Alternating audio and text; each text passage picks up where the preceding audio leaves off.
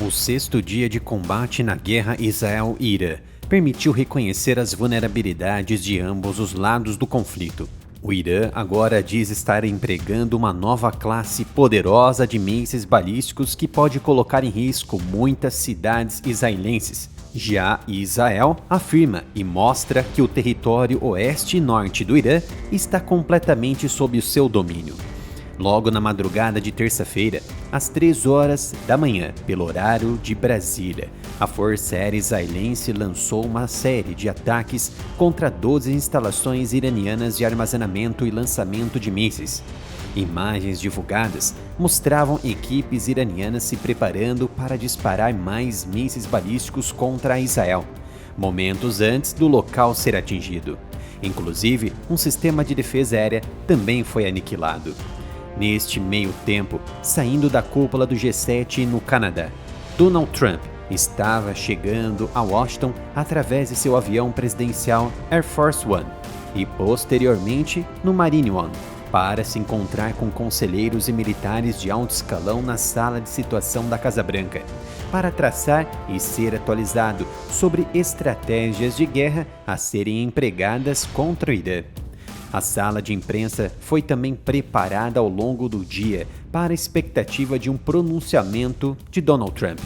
O Departamento de Estado, chefiado por Marco Rubio, divulgou um comunicado para cidadãos dos Estados Unidos evitarem viagens ao Irã, Israel e Iraque em quaisquer circunstâncias. Era o primeiro sinal do que estaria por vir. Durante a cúpula do G7, o presidente francês Emmanuel Macron, crítico de Benjamin Netanyahu e de Israel, se opôs à derrubada violenta do regime iraniano e alertou sobre os potenciais efeitos desestabilizadores em todo o Oriente Médio. Para ele, o maior erro hoje seria tentar fazer uma mudança de regime no Irã por meios militares, porque isso levaria ao caos, alertando que ninguém pode dizer o que vem a seguir. Macron também provocou fúria em Donald Trump ao dizer que um americano saiu do G7 porque iria tentar um cessar-fogo em Israel. Trump não deixou barato e respondeu, abre aspas, Macron disse erroneamente que deixei a cúpula do G7 no Canadá para voltar a Washington para trabalhar em um cessar-fogo entre Israel e o Irã. Errado, ele não tem ideia de por que agora estou a caminho de Washington, mas certamente não tem nada a ver com o cessar-fogo. É muito maior do que isso. Seja de propósito ou não, Emmanuel sempre entende errado. Fique ligado. Feche aspas para Trump. Ao longo do dia, as forças israelenses atacaram os principais centros de lançamento de mísseis. Por exemplo, Israel atacou 3 dos maiores estoques de sistemas de lançamento de mísseis na área de Isfahan, no centro do Irã, reduzindo mais ainda a capacidade do Irã em atacar. Ao longo do dia, o Irã lançou diversas barragens de mísseis, cada uma contendo de 10 a 20 ou 30 mísseis, atingindo locais mais distantes dos centros populacionais, mas representando um grande risco ao povo israelense. Ao contrário do que acontece nos ataques israelenses, há aviso prévio de ataques em bairros concentrados por lançadores e unidades militares iranianas, e as ofensivas de Israel se concentram quase que exclusivamente em alvos críticos. Por volta das 13 horas, especialistas em cibersegurança da NetBlocks confirmaram um ataque cibernético no Irã. Houve uma redução significativa no tráfego da internet, limitando a capacidade do público de acessar informações em um momento crítico, disse a NetBlocks. A Força Aérea Israelense destruiu ao menos 70 baterias de defesa aérea iraniana desde o início da operação das Forças de Defesa de Israel, segundo uma matéria do Times of Israel. Cada bateria contém vários lançadores, radares, sala de comando e controle. Só nas primeiras 24 horas da operação de guerra de Israel, por exemplo, na madrugada de sexta-feira, mais de 40 sistemas de defesa aérea iranianos foram atingidos, dando à Força Aérea a supremacia aérea sobre o oeste do Irã e Teherã.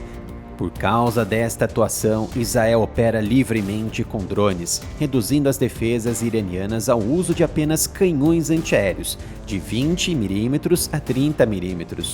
como o Talibã usou contra os Estados Unidos em todo o conflito. Às 14 horas e 30 minutos, o presidente americano Donald Trump entrou na sala de situação para iniciar a estratégia com sua equipe de segurança nacional na sala de situação. Às 15 horas e 22 minutos da tarde, foi constatado, a partir do analista Ian Ellis, que todos os navios da Marinha dos Estados Unidos destacados para a Unidade de Atividade de Apoio Naval no Bahrein deixaram o porto de Manama, no Bahrein. Segundo dados britânicos, pelo menos um navio de combate litorâneo e 4 navios de contramedidas de Minas, bem como o navio-mãe de operações especiais MV Ocean Trader, estavam a caminho na área de atuação do Comando Central Americano. O porto de Manama, no Bahrein, usado pelas forças do Bahrein, Reino Unido, Estados Unidos, União Europeia e Força Tarefa Combinada, foi quase totalmente disperso devido ao aumento das tensões regionais. Foi então que possíveis bombas destruidoras e bunkers começaram a cair em Teherã.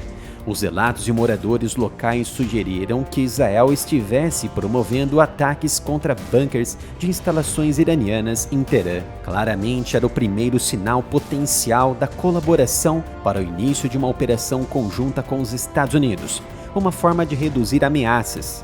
Tão logo, às 17 horas e 30 minutos da tarde pelo horário de Brasília, com a escalada de possível intervenção dos Estados Unidos e com Donald Trump ainda em reunião na sala de situação, novas ameaças foram feitas pelo Irã, que mudou o cenário.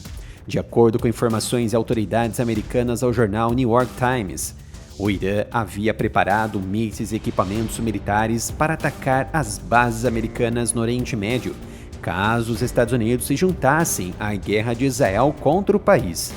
Duas autoridades iranianas afirmaram que o país atacaria bases americanas em todo o Oriente Médio, começando pelas do Iraque.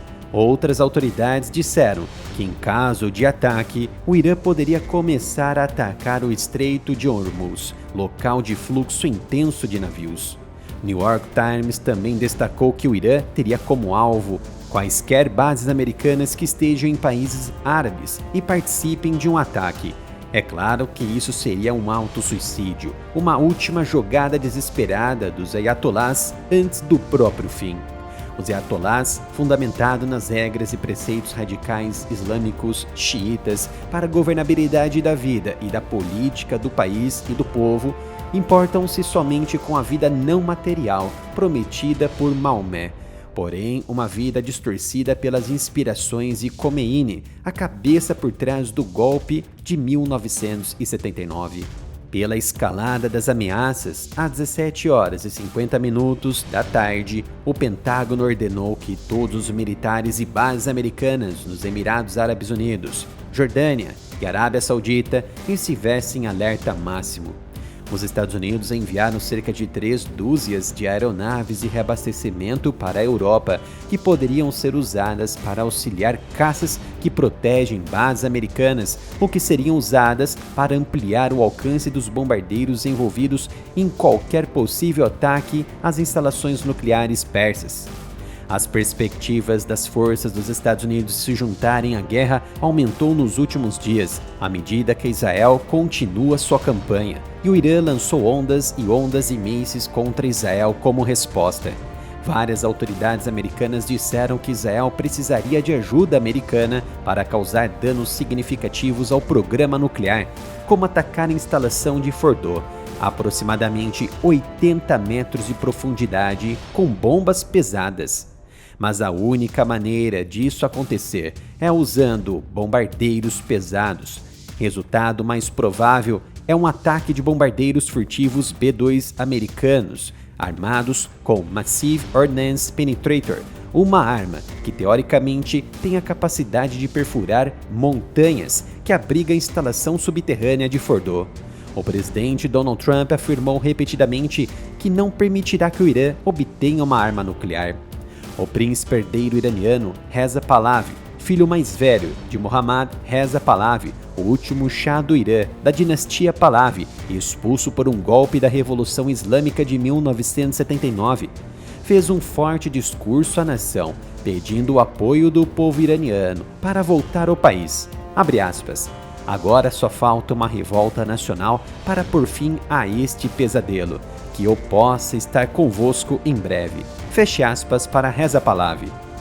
Cerca de 19 horas da noite pelo horário de Brasília, jatos israelenses atingiram a usina petroquímica de Ilan, no oeste do país.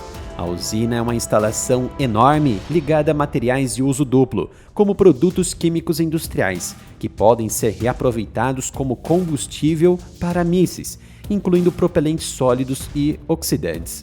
Os lançamentos de mísseis balísticos iranianos, em parte, não atingiram seus alvos. Primeiro, porque os sistemas israelenses interceptaram. Segundo, muitos falharam durante a trajetória. E terceiro, caíram em áreas dos próprios palestinos. Foi então que no final da noite de ontem, os moradores palestinos teriam colocado destroços de um míssil balístico iraniano no teto de uma caminhonete e passaram a desfilar sobre a fronteira da Cisjordânia. O perigo desta manipulação está no combustível ainda presente dos componentes, como por exemplo a hidrazina, se for o caso. A hidrazina pode permanecer encrustada no míssil, caso o combustível não seja totalmente consumido. Resíduos nos tanques podem vazar ou persistir, contaminando o solo. A hidrazina é volátil, mas pode permanecer em ambientes úmidos ou pouco ventilados, se não houver a manipulação correta com equipamentos próprios e de proteção. Por ser extremamente tóxica, é mortal para homens e animais. Inclusive, o seu perigo é constantemente falado pelo especialista Sérgio no canal Space Today. Às 21 horas por Brasília, Israel empregou bombas Jadan contra um dos maiores locais de fabricação de mísseis balísticos da Guarda Revolucionária do Irã, o Complexo Fabril Aeroespacial da Guarnição de Kogir, ao sudeste da cidade, perto da vila de Hyderabad, no leste da capital Teherã. Neste momento, o Irã tem suas espadas e escudos praticamente reduzidos e comparável a uma nação sem capacidades de desenvolvimento e pesquisa no setor de artilharia, de forma física. Com base nisso, a maior preocupação atualmente de Israel ainda está na possibilidade do Irã lançar e empregar os alegados mísseis hipersônicos da classe Fatah. Inclusive, isso está na ameaça recente do Corpo da Guarda Revolucionária, que prometeu intensificar a chamada Operação True Promise 3, empregando os mísseis Fatah 1, chamando-a de o começo do fim das defesas aéreas de Israel. O Fatah 1 é considerado pelo Irã como um míssil balístico hipersônico desenvolvido pelo Corpo da Guarda Revolucionária, com alcance estipulado de 1.400 km e alcançando a velocidades máximas de Mach 13 a Mach 15. Desenvolvido em 2023, possui um veículo de reentrada manobrável, dificultando a interceptação por defesas antimísseis. Foi usado em ataques contra Israel pela primeira vez em 2024, com eficácia contestada. Apesar de nenhuma decisão tomada pelos Estados Unidos, não publicamente, estamos acompanhando os desfechos, que devem decidir o fim ou a continuidade de uma guerra mais ampla por todo o Oriente Médio, instabilizando possivelmente a economia global. Se está gostando dos vídeos aqui no canal, continue me apoiando, se inscrevendo, ativando o sino de notificação e, se possível, visite a minha loja de camisetas através do site umapenca.com/área militar, onde você encontra camisetas com temáticas militares. Ou, se preferir, pode contribuir com qualquer valor para o Pix do canal, através da chave canalareamilitarov@gmail.com.